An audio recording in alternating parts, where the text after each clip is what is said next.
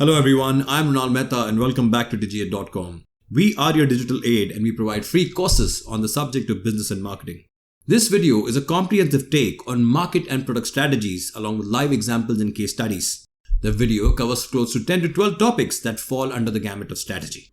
In this video, we are going to cover the topic on gaining market position. Let's start with the introduction. There are three methods to gain market position. First, steal share from the competitor. Second, market growth.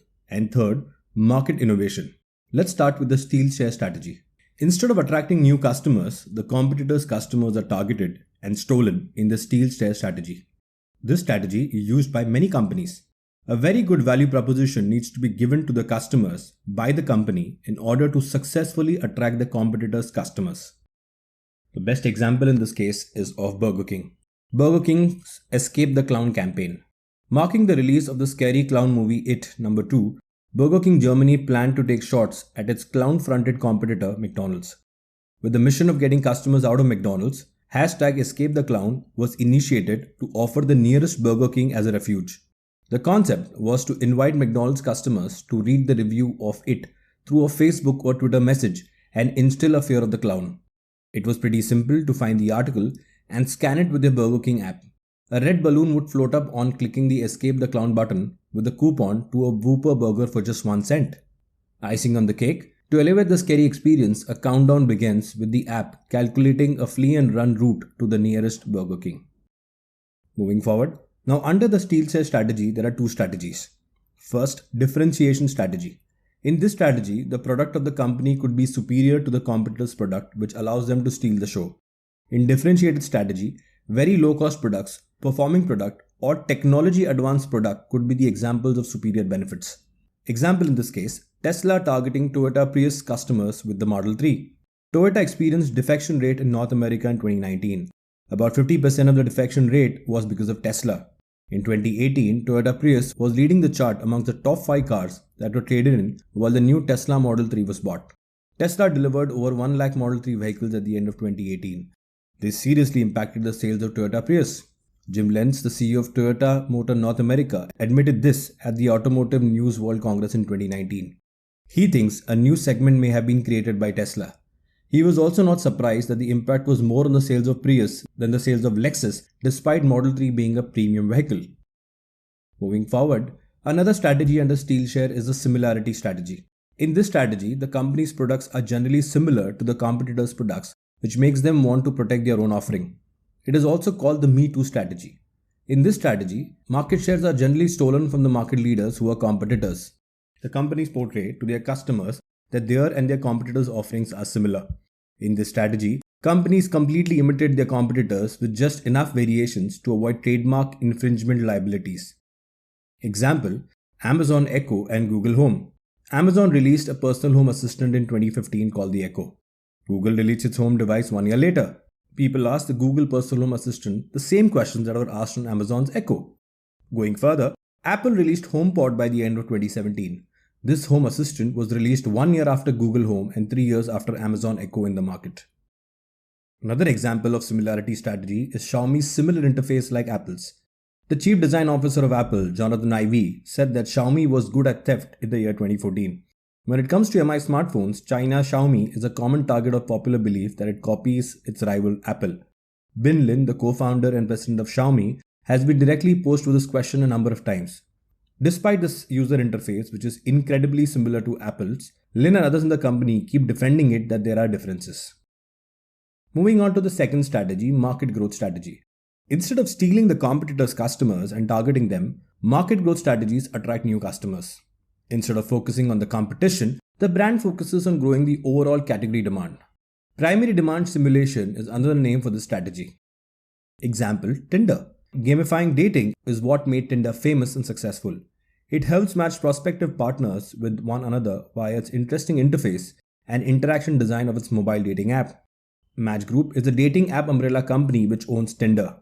They revealed that in the year 2019, Tinder raked in about $1.2 billion in revenue. This was a significant increase of 43% from 2018. The company owns many high-profile dating platforms, for instance Hinge and OkCupid. The overall revenue for the year was $2.1 billion. This means that more than half of companies' revenue is attained from Tinder. It was also noticed that in 2018, there was a 36% increase in subscriber numbers of Tinder as compared to quarter 4. It topped off the year with about 5.9 million subscribers. And amid the pandemic, Tinder launched its face-to-face feature in 2020 to its customer base all around the globe. Moving on to the third, market innovation strategy. In this strategy, customers who are not using the service and products particular category are attracted by the company. This is how the company gets market position. This strategy establishes a completely new category where direct opposition is missing. It doesn't convert new customers to existing customers, which can have a lot of competition. This strategy is also called as the blue ocean strategy since it focuses on such uncontested markets. Rapid growth and high profit margins are often acquired through this strategy. Example, first, Netflix. In 1997, Netflix offered online movie rentals. Now it can anticipate what shows and movies its subscribers would be enthusiastic about watching. Over the years, Netflix as a company has exemplified the blue ocean strategy exceptionally well. And the other example, iTunes. With the iTunes entry in the market, the recording industry's problem of illegal downloads of music was solved. At the same time, it addressed the demand for digital a la carte songs. A completely new sector of music sales was created by the iTunes blue ocean strategy. It helps artists earn profit and customers to buy single songs as compared to the entire album. Apple earned a total of $14.5 billion in services revenue in the fourth quarter of 2020. These services include iTunes, the company's online entertainment library, software, Apple Pay, digital content, Apple Care, and licensing. So that's it, folks. This brings an end to the topic on gaining market position. These are some of the sources and links referred to for the content in the video. In this video, we are going to cover the topic on cost leadership strategy. Now let's start with what is cost leadership strategy. The cost leadership strategy requires leading the market or industry in terms of cost. Cost leadership strategy is a part of Porter's generic strategies. It is one of the 3 generic business strategies discussed by Porter in his well-known book Competitive Strategy in 1980. This means that a company that uses a cost leadership strategy method tries to get increased returns. Moving forward, there are a couple of main ways of gaining cost leadership. First, one can maximize profits by cutting down on cost. The business still asks prices that are the industry average. And the other, it can increase its market share by cutting its price. A decent profit is still made per sale. This is because the costs have been lowered. Moving forward to cost leadership strategy features. Firms that are cost leaders have a few things in common. These are, first, having capital available that can be invested in technology. This will reduce cost. Example, Walmart. Next, having logistics that are efficient. Amazon. And finally, a base that is low cost. The base consists of facilities, materials, and labor. In this case, Chinese contract manufacturers. Moving on to cost leadership strategy risk. The biggest risk in using this strategy is that these cost-lowering methods can be used by rivals. These strategies don't belong to any one firm and competitors can copy them. Thus, it is important to find methods for lowering costs at all times. Moving on to cost leadership versus price leadership. Cost leadership is different from price leadership. A company could be the lowest cost producer yet not offer the lowest price products or services. If so, that company would have a higher than average profitability. However, cost leader companies do not compete on price and are very effective at such form of competition, having a low cost structure and efficient management. Moving on, how to achieve cost leadership. First, economies of scale help in achieving cost leadership. An effective production method decreases production cost. A business's size is very important in terms of economies of scale. What this means is simple. The larger a business is, the lesser is its cost. Next, size is advantages. Higher purchasing power is a result of having a large size. This means that if suppliers receive more money, there is a greater chance of extracting deals that are unique that turn into advantages. Next, technology helps cut cost. Innovative and better technologies and ways of manufacturing help a lot when it comes to cutting down cost. This means better the technology that is used by a firm, higher is the possibility of being a cost leader in the long run. Next, focus is important. A business can be a cost leader without being large in size. Let's say a business manufactures only one product. They do this efficiently with maximum focus. It can still turn into a cost leader in that specific segment of the market. In other words, greater the focus a business has on its products, greater is the possibility that it becomes a cost leader in that segment. Next, very important, access to raw materials. Cost can be cut by a large margin if a business has the right basic raw materials. A firm might spend a lot on a specific resource. A different firm might not have to do this. This means that the more a company has access to potential raw materials, the higher are the chances of lowering costs as compared to rivals. And finally, more efficient operations. A greater amount of tasks can be done in a lower time. This also reduces cost. This is a great way of raising efficiency and also lowering cost. In other words, the less time and money a company has to spend while completing a task, the higher is the chance that the company's cost advantage and efficiency increases. Moving on to cost leadership strategy advantages. First, it helps expand market size. A company can earn profits by using the cost leadership strategy. But more than that, the market size for a specific product will also increase. This will happen over a period of time. Next, a business becomes more sustainable. The financial threats to a business go down if the business cost is low. Let's say the market for the specific product goes down. Then business using cost leadership strategy will be safe as there are no huge losses. Third, profit margin may go up. The cost leadership strategy is generally used to make a business more profitable. A product's popularity and recognition goes up due to its low price. A business earns higher revenue than is expected. And finally, competition goes down. The cost leadership strategy raises barriers of entry for competitors in the market. The firm that uses the strategy will create a successful market and become more sustainable. This cannot be altered by the entry of rivals in the market. And finally, cost leadership strategy examples. First, Walmart. Walmart has a strategy of everyday low prices to attract customers. The idea of everyday low prices is to consistently offer products at an attractively cheaper rate than competitors rather than depending only on sales. Walmart has a large-scale and efficient supply chain. One of the aspects is Walmart sourcing. They source products from cheaper yet better domestic suppliers and from the low-wage foreign markets. Therefore, the company can sell their items at low prices, profiting off thin margins but high volume. Next, Walmart savings to keep costs down. Walmart size means that small changes yield big results. For instance, switching to LED lights in its parking lot cut its annual energy cost by $200 million. A change in the floor wax it uses cut costs by $20 million a year because the floors need to be buffed less often. Next example, IKEA. The Swedish company IKEA has revolutionized the furniture industry. IKEA sources its products in low-wage countries and offers a basic level of service.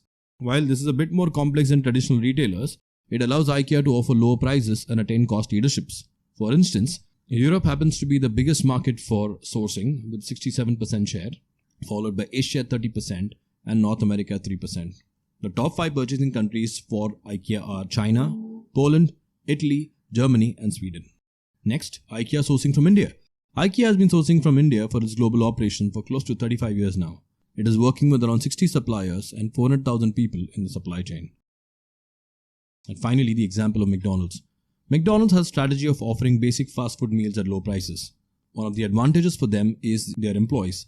They have a division of labor that allows it to recruit and train freshers rather than train cooks. It also relies on few managers. These savings in various processes allows the company to offer its foods for bargain prices. And finally, sourcing. McDonald also ensures to source raw materials such as potatoes, or French fries obviously, from the local market they are operating in, such as farms in India, Russia and New Zealand where they have their stores. So that's it folks, this brings an end to the topic on the cost leadership strategy. These are some of the sources and links referred to for the content in the video. In this video, we are going to cover the topic on differentiation strategy. Now let's start with the definition of differentiation strategy. Differentiation strategy is the method that tries to differentiate a product or service from similar offerings from market rivals. It involves coming up with a unique service or product for its consumers. The product can have unique customer service, quality, brand image, features or design. Differentiation strategy is one of the 3 Porter's generic strategies. Differentiation is crucial in terms of competing, marketing and building a long-lasting competitive advantage. Having a product or service that is better than market standard isn't enough. Prospects need to know how it is unique as well. Moving on to the advantages of differentiation strategy. First, helps fight competition. Differentiation allows a firm to compete with rivals in the market. It does this by building up loyalty to the brand. This in turn makes customers less sensitive to price rises. And finally, it raises the barriers of entry.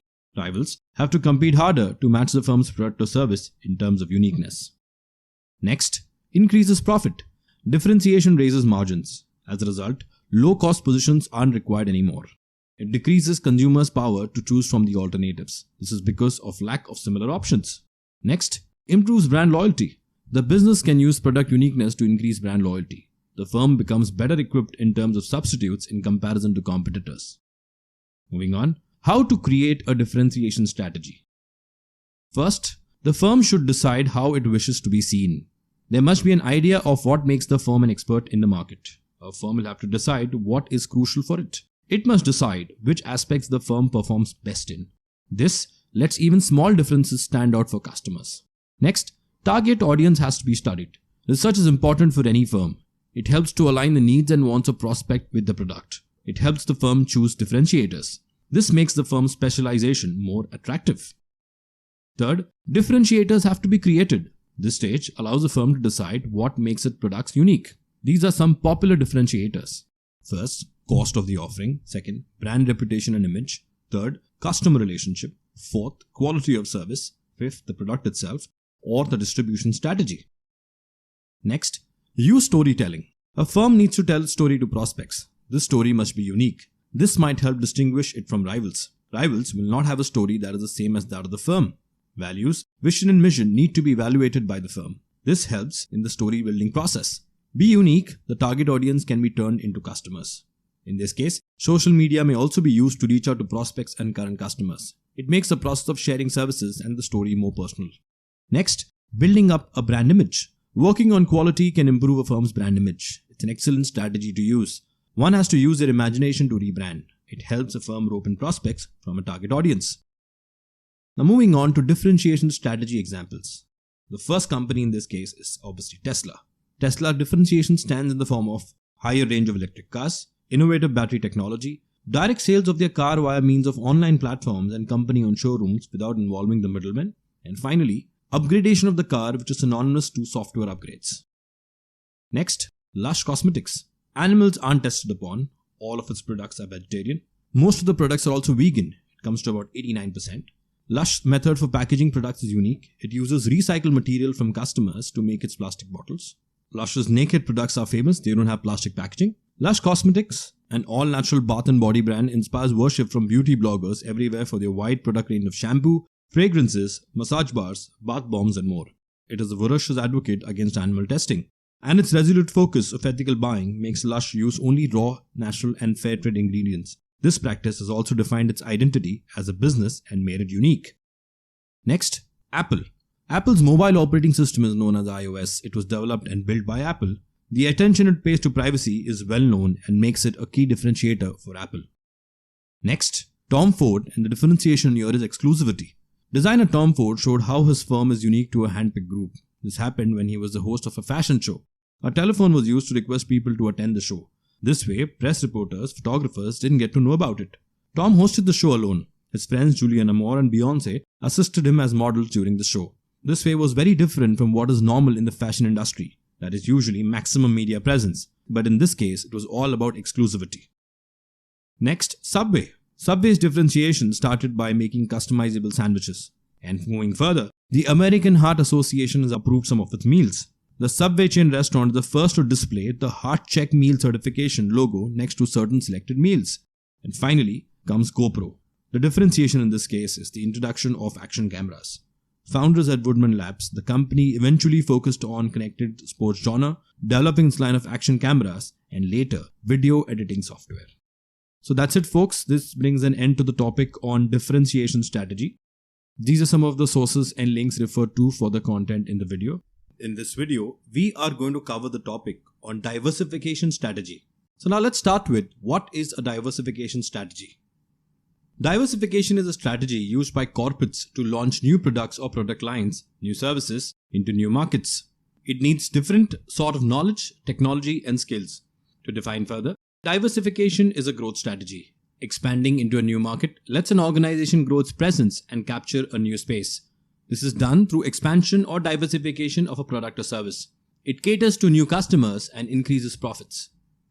Moving further, the relation between diversification and the Ansoff matrix. Diversification is one of the four main growth strategies defined by Igor Ansoff in the Ansoff matrix. These four growth strategies were identified by Ansoff using a 2x2 matrix known as the Ansoff matrix and was made up of new or existing products on one axis and new and existing markets on the other. The Ansoff matrix is a tool for strategic planning which is commonly used. The matrix aids companies in the implementation of planning a strategy for growth that is efficient. Ansoff said that a strategy for diversification is different from the other three strategies. Moving further, the first three strategies are implemented with similar resources. These can be merchandising, financial, or technical resources. These are used for the original product line. Company must gather knowledge and learn new skills to diversify. It must understand product development and also how a market functions. Along with skills and knowledge, a company needs resources for diversification. It needs new facilities and technology. This means that companies have to take a higher degree of risk. Moving further, now let's look at the types of diversification strategies. With the first one being horizontal diversification. Companies sometimes release products or services that are not connected to what it sells. However, these may cater to the select existing customer base. When this happens, it is known as horizontal diversification. Of all the diversification strategies, horizontal diversification involves the least risk. This is because the market and the customer segments are familiar. Example, Apple launched the Apple Watch, which is compatible with iOS and syncs perfectly with other Apple products. Next, concentric diversification. Sometimes a company releases a new product in a new market that is similar to current products technologically. This is known as concentric diversification. The company has some advantages here. It can use its technical understanding and the industry experience. At times, a manufacturing process already exists. Example, Apple leveraging the iPhone technical know-how to launch the Apple iPad. Third, conglomerate diversification. At times, companies diversify in markets that are completely new. The products are not related. They target completely new audiences. This is called conglomerate diversification. A single corporate group is called a conglomerate. It runs many businesses which are diverse and belong to different industries. Example, Amazon's Amazon Web Services. Amazon Web Services is a subsidiary of Amazon providing on-demand cloud computing platforms and APIs to individual, companies and governments on a metered pay-as-you-go basis. The other example is Tesla's move from electric cars to SpaceX. Space Exploration Technologies Corporation, that is SpaceX, is an American aerospace manufacturer and space transportation services company headquartered in California. It was founded in 2002 by Elon Musk with the goal of reducing space transportation costs to enable the colonization of Mars. SpaceX has developed several launch vehicles as well as the Dragon cargo spacecraft and the Starlink satellite constellation, providing internet access, and has flown humans to the International Space Station on the SpaceX Dragon 2. Next, vertical diversification. At times, a company moves up or down within the supply chain. They join multiple stages of production, which are usually run by different organizations together to achieve this. This is called vertical integration or vertical diversification. It begins to run multiple stages of distribution and production of the main product. This includes buying, assembly, manufacturing processes, raw material, sale and distribution. Vertical diversification can be of two forms. This is decided by which direction a company moves in the supply chain. The first is forward vertical diversification. This applies to companies that are at the start of a supply chain in terms of business positioning. Such a company might want to run operations further down the chain. Example, McDonald seeks to transform the drive-thru technology. In March 2019, the company announced that it acquired Dynamic Yield, an Israel-based company focused on personalization and decision logic. Through this acquisition, McDonald's is planning to use artificial intelligence to automate its drive-thru menus. This AI integration is set to take personalization to the next level with automated systems that can make real-time menu recommendation based on consumer trends, ordering habits, and even weather conditions. Next, backward vertical diversification. This involves businesses that are closer to the end of a supply chain. They can consider diversifying in main markets that funnel into their product. Example, Walmart's private labels. 18 private label of Walmart's do more than $1 billion in sales annually. World's largest private label brand owned by Walmart, that is Great Value, does more than $27 billion a year globally. Now moving on to the reasons for diversification. First, diversification of a business promotes revenue growth.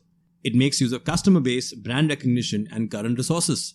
Diversifying an organization lowers the risk involved. It is better than investing in a single market or product. Diversification maintains profitability through the lows and highs of an industry. These occur because the economy, society, and consumerism tend to change. It allows your business to maximize their resources if they are underused. And finally, let's look at an example of diversification strategy. The brand being Apple and the product being Apple Car. Apple has been developing the car project in secret for a while. Apple launched Project Titan in 2014. More than 1,000 people were employed to build an electric vehicle.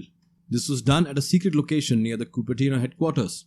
It is rumored that Apple's car team is trying to develop a vehicle that drives itself.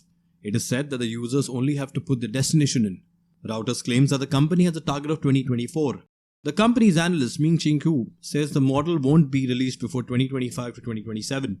The company will deliver better integration of hardware, software and services compared to rivals in the automobile market. Apple has held discussions with Hyundai and other automobile manufacturers. Hyundai Motor, although, declined to comment on the report. So that's it, folks. This brings an end to the topic on diversification strategy. These are some of the sources and links referred to for the content in the video.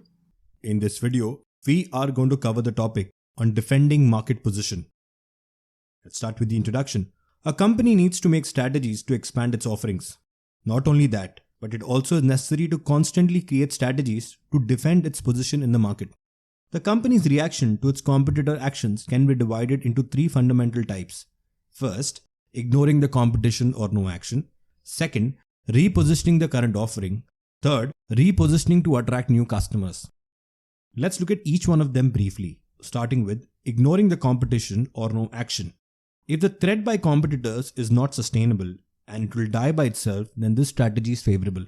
A company may not react to price reduction by a competitor if they believe that it will not last for long.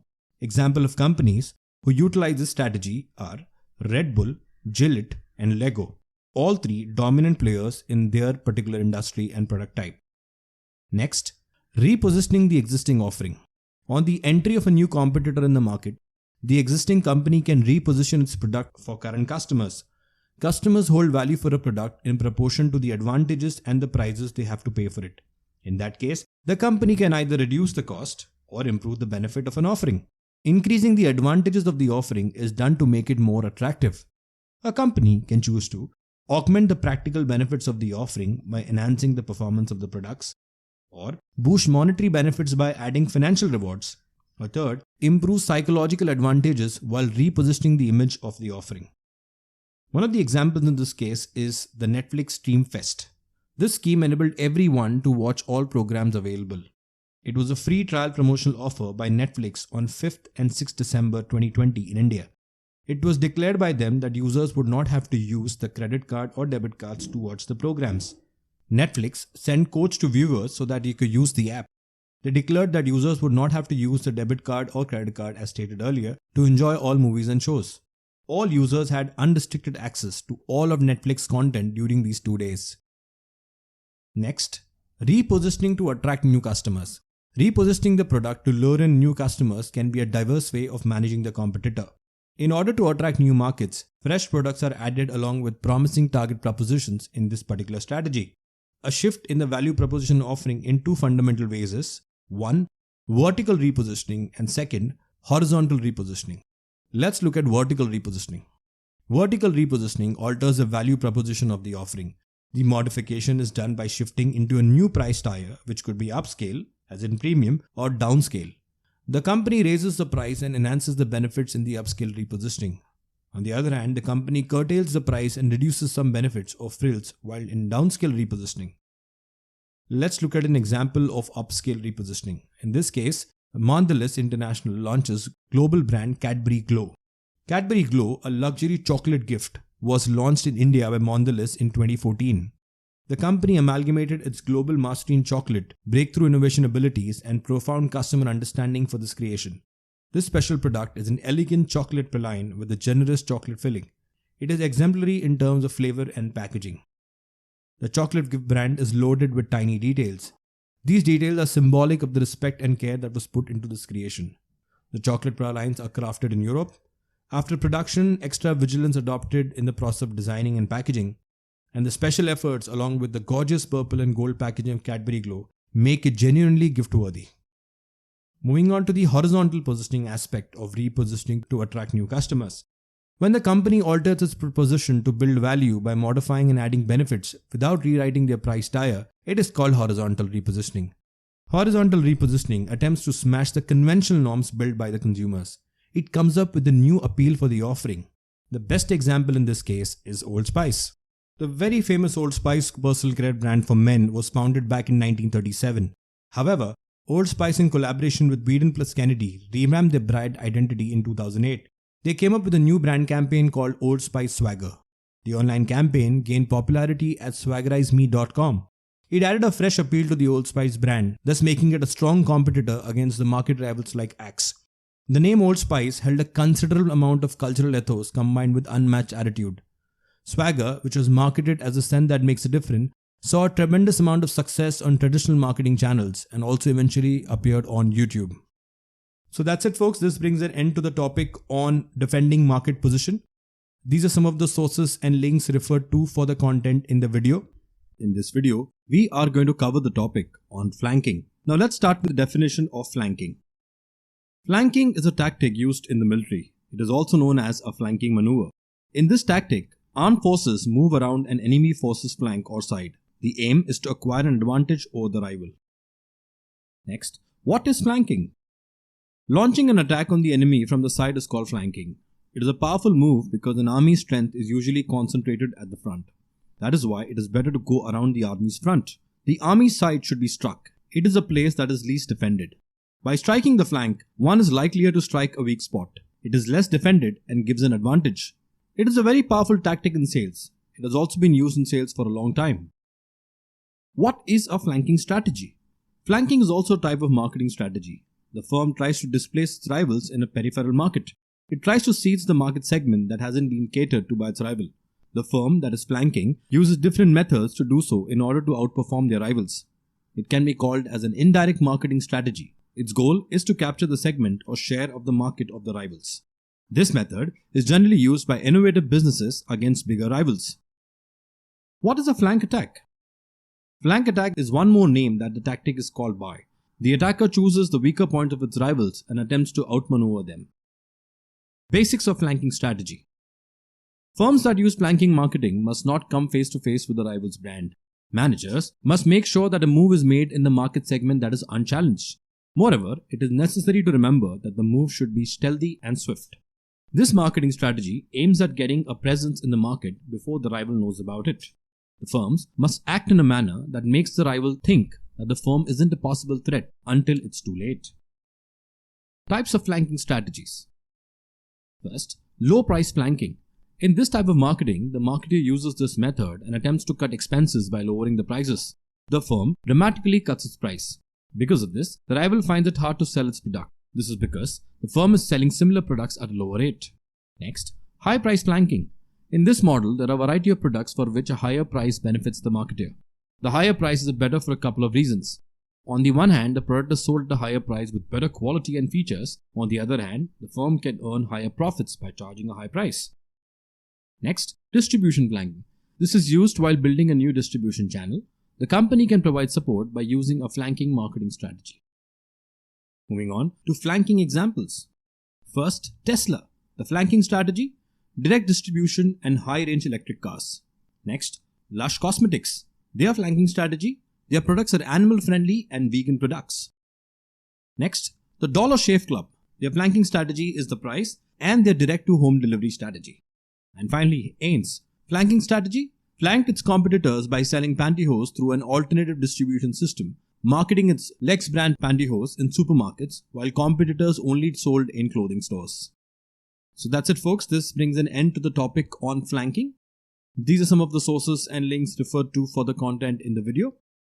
In this video, we are going to cover the topic on strategic alliance. Now let's start with the definition of strategic alliance. Strategic alliance occurs when two or more organizations join together to pursue mutual benefits. A strategic alliance is formed when two or more partners agree to work towards a set of pre-decided objectives while staying independent. It is a type of collaboration or cooperation that tries for synergy. In it, each party thinks that the benefits of the partnership will be better than from individual efforts. Usually, two firms enter a strategic alliance when each one has one or more business assets than the other needs. They might be experts who can improve the business. Strategic alliance lies between mergers and acquisitions and organic growth. Moving on, goals of strategic alliance. First, it gives business flexibility. Second, the businesses can acquire each other's customers. Third, the strength of business are increased, the business of weakness are lowered, and their abilities complement each other. Next, lets a business enter the market of another. Example, a foreign firm entering a local market. They can access each other's technologies. They can share the resources of their resources. And finally, the risk is split and is lower. Moving on to strategic alliance examples. First, Uber and Spotify. Rideshare giant Uber's partnership with Spotify lets Uber riders easily stream their Spotify playlist whenever they take a ride.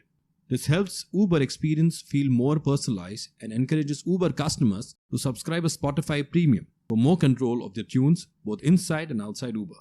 Next, Starbucks and Barnes & Noble. Starbucks formed another long-term successful in-store partnership with Barnes & Noble.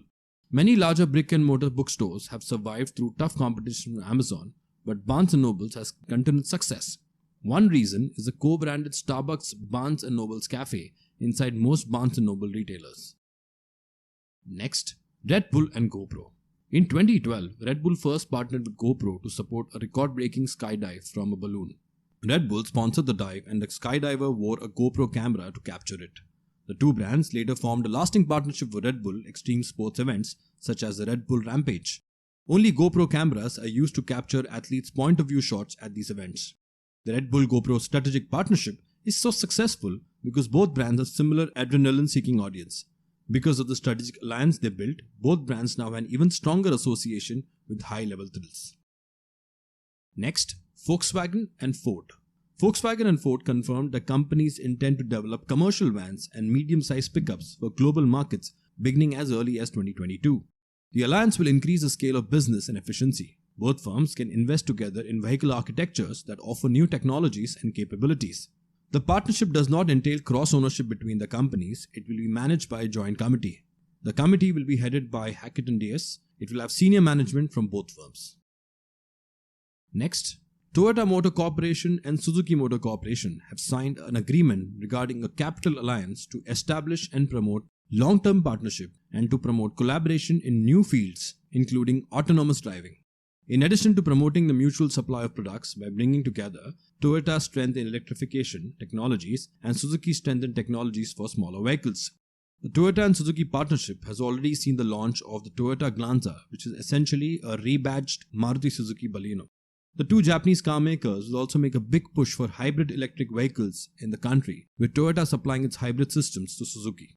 Additionally, they will cooperate to develop a new Toyota C-segment MPV that will be supplied to Suzuki as well. Moving on to types of strategic alliance. First, horizontal strategic alliance. Firms from the same business area enter these partnerships. The parties would have been rivals. They will have to work with each other to better their position in the market. They will have to increase market power more than their rivals. Next, vertical strategic alliance. This involves partnering between a firm with a business that is downstream or upstream in the supply chain. It is the alliance between a firm and its distributors and suppliers. The partnership tries to improve and intensify the relationship. It tries to expand the business's network and sell for lower prices. Next, intersectional alliance. These alliances are forged between firms which are neither from the same business area nor part of the same vertical chain. They have completely different expertise and markets. Without the alliance, they would not contact each other. Next, equity alliances.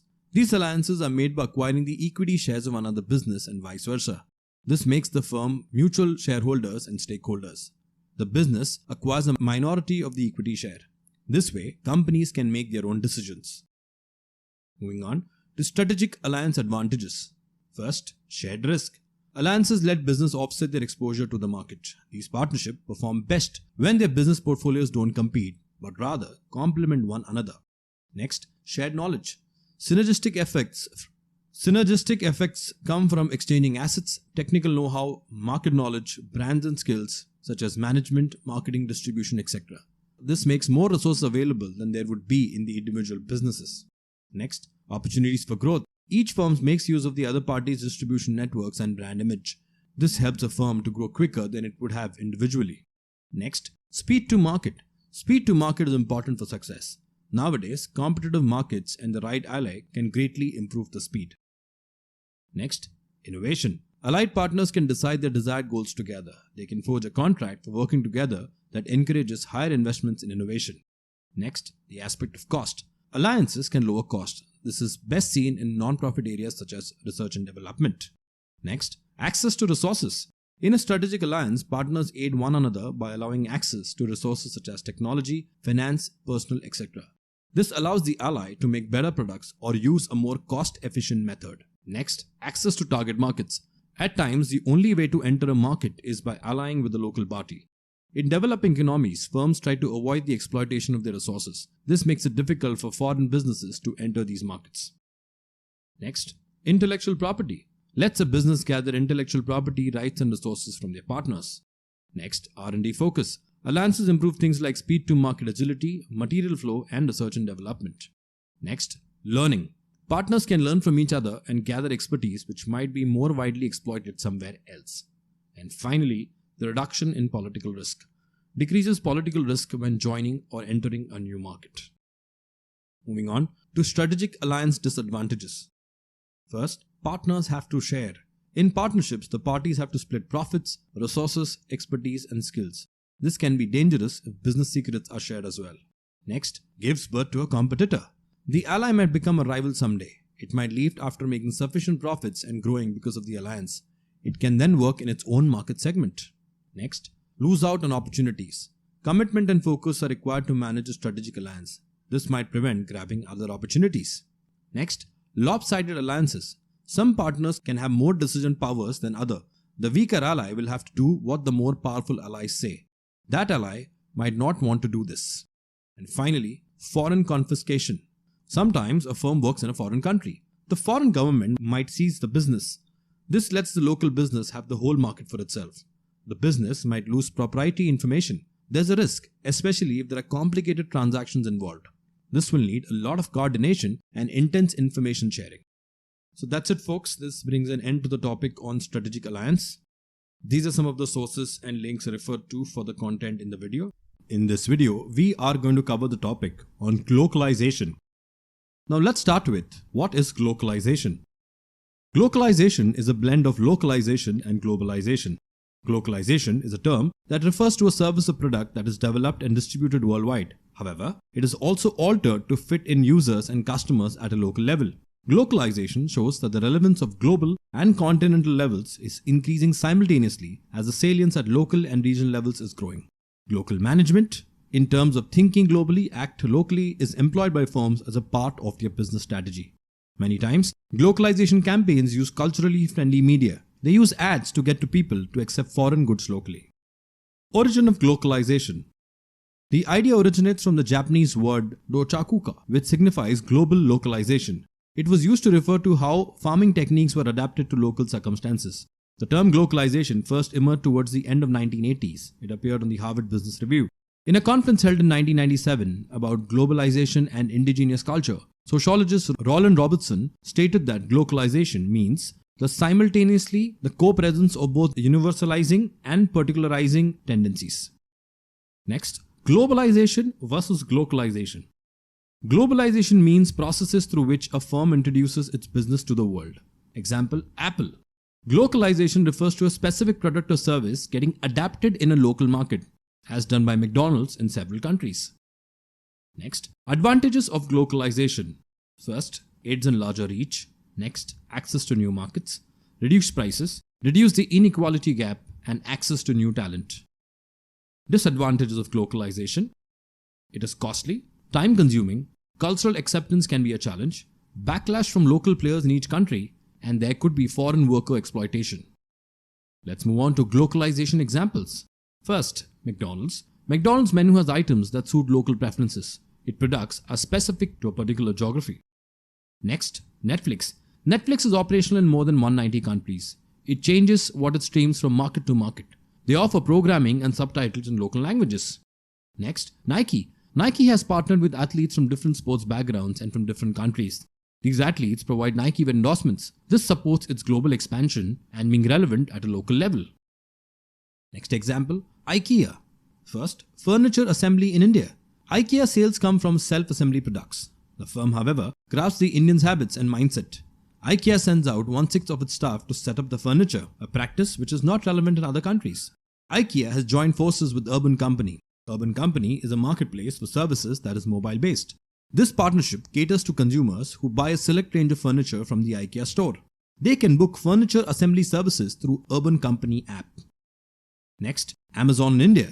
The US-based e-retailer Amazon wished to aid more than 150,000 sellers community. For the same, they launched a support service in 3 local Indian languages. In addition to Hindi and English, the vendors can now communicate in Kannada, Tamil and Telugu. Vendors can ask for callback in these languages under this initiative. Next, Starbucks in Australia. One can easily locate a Starbucks anywhere around the globe. However, Australia has just a few. After starting, they expanded too quickly. This didn't allow Australian customers to acquire a taste for Starbucks products. As a result, 70% of underperforming Starbucks stores were shut in 2008. This left only 23 Starbucks continent-wide. Australians don't prefer Starbucks as it served coffee options which were sweeter than their liking. Also, Starbucks stores asked for higher prices than the local cafes. In its initial 7 years span in Australia, Starbucks lost $105 million. This forced them to shut 61 stores. Another example of Coca-Cola. Coca-Cola takes on bigotry and Islamophobia in a moving Ramadan ad. In the ad, Coca-Cola is motivating people, both Muslim and non-Muslims, to be more empathetic and kinder. The ad from the Coca-Cola team in Middle East and FP7 McCain UAE shows a lonely Muslim woman who misses her home. She is shown to find unanticipated friendship with a thoughtful stranger. The spot embodies the optimistic spirit of Coca-Cola brand but does not shy away from tougher topics either. And a final example of Kellogg's. Kellogg's unsuccessful first foray in India. Despite a high-profile launch and a frenzy of marketing activity, the first breakfast cereal it marketed were an initial failure in India. A major problem for Kellogg's was persuading the Indian customers to have cold milk with breakfast cereals. Kellogg's first entered the Indian market with crispy flakes which would turn soggy if they were had with warm milk, practiced in India. That's why Kellogg's later had a better run with Frosty. Since Frosties are pre-sweetened and have dissolvable sugar, they sweeten the milk when added. So that's it folks, this brings an end to the topic on glocalization. These are some of the sources and links referred to for the content in the video. In this video, we are going to cover the topic on competitive intelligence. Now let's start with, what is competitive intelligence? Expanding an enterprise by being aware of the happenings outside of a business and learning from them is called competitive intelligence. It involves determining and collecting the intelligence about consumers, products, competitors, or other environmental aspects and then examining and dispensing it. The intelligence may be anything that supports managers and executives with respect to their strategic decision making for an organization. Competitive intelligence is a business practice that is legal, unlike industrial espionage that is illegal. The intelligence is gathered, converted, and then used while making decisions in an organization. Moving on, why is competitive intelligence important? The opportunities and obstacles in their competitive environment are understood by the business through CI. Business or corporate unit strategies are established with the help of CI. Counter-competitive strategies are designed and developed against competitors with the help of competitive intelligence. New market entries, product launches, and such other strategic moves are also arranged with the help of CI. Moving on, benchmarking other organizations is also possible. The business is prepared and trained for future descriptions and opportunities faced in the market. The success of product messaging strategies and market position of competitors is also evaluated through CI. Moving on to competitive intelligence sources. The collection of data for competitive intelligence can be online, can be by talking to people, or can be by other data collection methods. Let's look at the online approach, which includes looking into company websites. Businesses can get an idea of product benefits, target audiences, strategy changes, and product prices by looking into company websites. Next, the straightforward press releases. New products, expansion news, all new stuff can be announced through company press releases. Next, tracking social media posts. If competitors share information about products that haven't been launched yet, tracking social media posts to gather information can prove to be useful. Next, tracking job postings. New job openings posted online can mean that the competitors are trying to build a staff or category or product development. Hence, tracking them can help gather CI. Next, information aggregators. Information aggregators of a company like Hoover's also do come handy. And finally, user groups. Various user groups on social networking sites on the internet like Facebook and LinkedIn can be useful in gathering CI. Moving on to the offline approach. First, salespeople. A company's salespeople can be used to gather information about rivals while communicating with the prospects or consumers. Next, employees. Employees can gather information while attending industry conferences. Third, vendors. Vendors that serve your industry specifically can prove to be very useful in collecting CI. And finally, consumers. Consumers may sometimes unknowingly share information about the competitor's services or products. Now moving on to competitive intelligence tools. First, scenario planning. The shifting conditions and markets can be tracked by companies through long-term plans started with the help of scenario planning. Generally, a scenario is given to the participants who are then clubbed into teams that model and identify company strategies. Next, wargaming. Role play is used by participants to guess the competitors' moves in wargaming. Pending events like regulatory change or product launches are a basis of the market scenario presented to participants by a facilitator. The reactions of competitors to the given scenario is then showcased by participant teams. Third, win-loss analysis. Win-loss evaluates the aspects and resources for wins and losses of deals in a company. Market, strategic, tactical, and competitive intelligence is provided to clients through win-loss analysis. Next, trade show intelligence. Listing information that cannot be accessed through other research methods can be obtained through trade show intelligence by companies.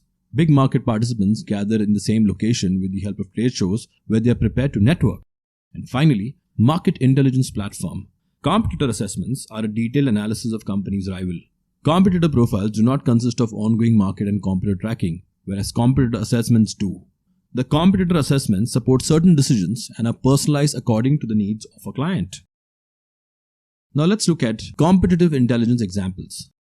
The first in this case, airline tickets. A good example of the practice of using competitive intelligence is the airline industry. Various pieces of external information are responsible for the daily change of flight ticket prices by airline companies. An airline company will increase its price for a certain route if it sees other competitors increasing their price for the same route. In addition, customer information is frequently used for pricing adjustments. By identifying and tracking specific users, flight companies can spot when a potential customer is repeatedly searching for the same flight details and increase the price over time. Next, sports analytics, in this case football. The process of using and analyzing external data has been very useful globally to the world's most competitive industry, that is the sports industry. Football has some very competitive intelligence instances. The reason they outperform their budget is that they excel in gaining new data, that is scouting, and insights, which is analytics, and effectively distributing this information among their management teams. Example, SAP, the German software company, provides analytics to the German national team, which won the Football World Cup. Its researchers place trackers on everything, players, goalposts, balls, creating millions of data points to chew over. Next, sports analytics, cricket.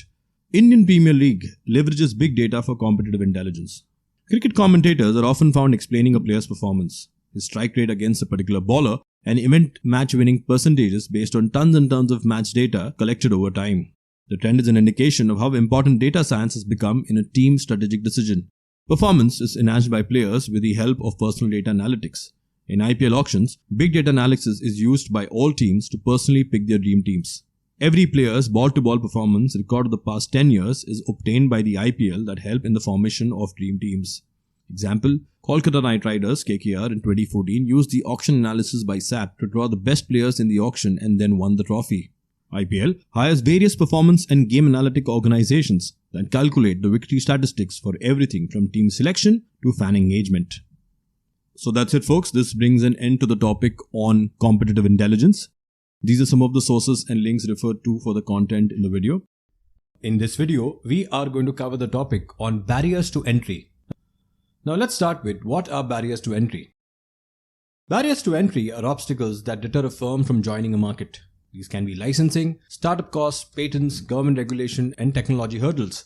Barriers to entry help companies that already exist in the market. They prevent rivals from entering a market. They can thus impact prices. These have to be thought out while devising an antitrust policy. Barriers to entry can result in or contribute to monopolies and oligopolies. They give firms market power. Moving on to the types of barriers to entry. First, agreement between distributors. Specific arrangements between leading retailers or distributors make it harder for other manufacturers to enter the industry. Thus, manufacturers have complete control towards the end of the supply chain. Next, intellectual property. Patents provide companies with the legal ability to prevent other companies from manufacturing a product for a select time. Trademarks might also be an entrance hurdle for any service or product. Most of the market is captured by one or more famous brands. Moving on to the next one, agreement between suppliers. Special arrangements with essential parts of the supply chain make it hard for other manufacturers to enter the industry. An example would be a suppliers launching exclusive kind of products. Next, switching cost. Often it becomes costly for consumers to change their providers. The goal of cost switching is to deter purchasers from switching suppliers. Next, tariffs. Tariffs are majorly import taxes that deter the entry of foreign players in the market. Tariffs are majorly put into place to protect the domestic markets that are nascent in stage. Next, zoning. Governments permit certain business activities in one place and ban others. This gives firms exclusive rights to operate in specific zones as marked by the government. Next, the aspect of economies of scale. Advantages of price make the competition high-stakes affair. This can prevent or hinder new entries in the market. Next in line are government restrictions. These involve orders from the government enforced by law and overseen by the relevant authority. It curtails the actions of those overseen by authority. Next, marketing. Pre-existing companies can try and deter competition by investing in marketing. New entrants might not be able to spend as much or have enough workforce to counter. Next, the top-down integration. A firm overseeing multiple production levels can be a barrier to entry. The firms will only do things that give preference to itself at each level. Rivals will have to function at each one of those levels to enter the market. R&D. Incumbent firms will strategically invest in R&D. This creates a hurdle for new entrants. It indicates an increase in industrial economies of the scale, which makes the entrants lack of resources to enter the market. Next, predatory pricing. Some companies sell their products at a lower price, bearing a loss to deter competition. Rivals might not be able to lose as much as money as a pre-established company can. This is because big firms might have credit or cash reserves ready. Next, the aspect of multiple rivals. If at a time more rivals are entering the market, it is easier to enter a market. The chances of a successful entry into a market where many competitors are trying and failing are in fact relatively low. And finally, technological innovation. It can be hard to gain from economies of scale where high levels of technology are needed. Speed to technological change can deter players from entering and settling in a new market. Now moving on to the barriers to entry classification. Michael Porter has classified the markets into 4 general types. First, high entry barrier, high exit barrier. Next, high entry barrier, low exit barrier. The third, low entry barrier, high exit barrier. And fourth, low entry barrier and low exit barrier. Moving on to barriers to entry in different markets. Following markets have a combination of these features. First, markets with high entry barriers have few players and thus high profit margins. Next, markets with low entry barriers have many players and thus low profit margins. Markets with high exit barriers are not self-regulated, thus profits fluctuate. On the other hand, markets with low exit barriers are self-regulated, thus profits don't fluctuate. Next, higher the barriers to entry and exit, the market would be a natural monopoly because new players won't get an entry and the existing ones won't leave. And finally, lower the barriers to entry and exit, the market would witness perfect competition. Moving on to barriers to entry examples. The first, Starbucks, barriers to enter Australia. Differences in American and Australian coffee culture. Unlike in the US, people in Australia like to sit at one spot for a long time and enjoy their coffee, whereas Starbucks is typically famous for takeaways. On the other hand, competition from local grown cafes in Australia was another deterring factor for Starbucks. Next example of Walmart's barrier to enter in India. Walmart has always sold directly to customers, but this approach for India is not a good idea. There are restrictions on the extent to which investment can come from abroad. India allows only 51% FDI investments for multi-brand retail stores. India is careful not to disrupt retailers who form the unorganized sector. In India, Walmart moved away from selling to customers directly by opening cash and carry wholesale format stores, known as Best Price. Coupled with that is the intense competition from market leaders such as Reliance Retail and Amazon.com. And the final example of Tesla's barrier to enter in India. First reason, slow electric vehicle market. A Bloomberg study claims that the electric vehicles have less than 1% of market share in India. Therefore, the real hurdle for Tesla will be to craft out a position for itself in the combustion engine dominated automobile market in India. Second, subsidies and infrastructure for charging. India's attempts to raise EV demand failed before China's because of lack of subsidies. China's state-backed companies have large investments into creating charging stations. The country also has massively subsidized electric vehicle purchases. Third, India's consumer base and pricing issues. The upper limit for an electric vehicle to be eligible for subsidies in India is around $20,000. Tesla's affluent offerings will not be eligible for EV subsidies in India. The cheapest China-built Tesla Model 3 begins at roughly $41,000. A Bloomberg report claims 3/4 of the Indian auto sales happen in the $10,000 range or less. And finally, issues with the range of the car. Potential consumers of electric vehicles are nervous about the range the electric vehicle might offer. They just want cars that let them get to where they wish to go without the battery losing charge issue. So that's it, folks. This brings an end to the topic on barriers to entry.